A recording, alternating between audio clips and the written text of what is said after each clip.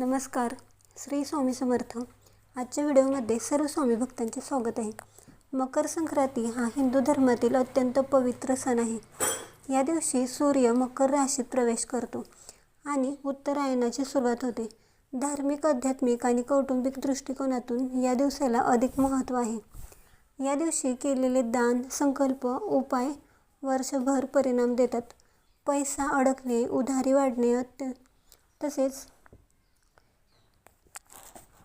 उत्पन्न असून देखील बचत न होणे या समस्यांवर हा उपाय अतिशय प्रभावी मानला जातो. दानाचा अभाव, खोटे आणि कठोर बोलणे, लक्ष्मीचा अपमान करणे म्हणजेच अस्वच्छता, उधळपट्टी ही 2 प्रमुख कारणे, तसेच आत्मविश्वास आणि स्थिरता कमी असणे यामुळे देखील पैसा अडकतो. मकर संक्रांतीचा हा उपाय सर्व समस्यांवर काम करतो.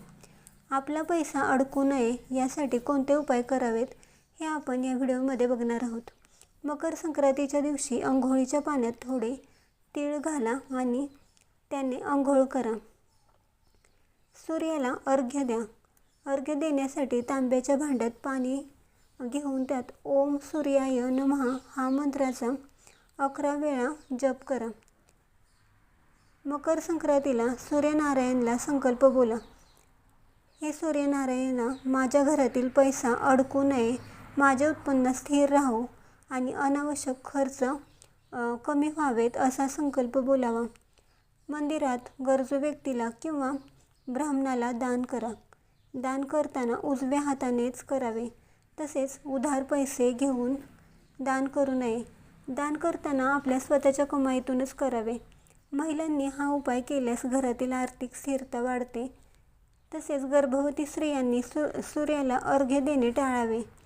सर्वात सोपा उपाय म्हणजे पर्समध्ये थोडे तीळ आणि नाणे ठेवा आणि ते 40 दिवस काढू नका. हा उपाय पैसा टिकून राहण्यास मदत होते.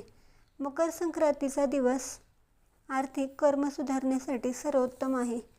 हे उपाय छोटे असले तरी देखील श्रद्धेने केल्यास परिणाम मोठा होतो.